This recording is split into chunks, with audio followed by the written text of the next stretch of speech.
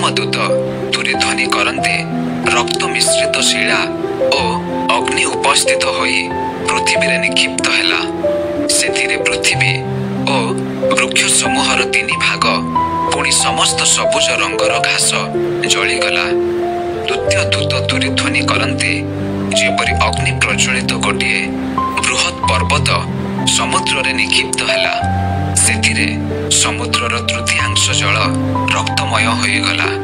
पुणी समुद्र रे थिबा जीव मानकर तृतीयांश मले ओ जहाजर तृतीयांश विनष्ट हैला। तृतीय दूत तुरीध्वनि करन्ते अग्नि शिखा परि प्रज्वलित गोटे बृहत् नक्षत्र आकाशरु खसी नदी समूहर तृतीयांश ओ निर्झर गुड़िक उपरे पतित हैला। सेही नक्षत्रर नाम नागदअणा। सेथिरे जलर तृतीयांश नागदअणा हैला।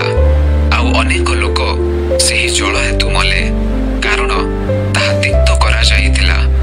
चतुर्थ दूत तुरीध्वनि करन्ते सूर्य चंद्र ओ नक्षत्र समूहर तृतीयांश आघात प्राप्त हेबारु से समस्तर तृतीयांश अंधकारमय हैला।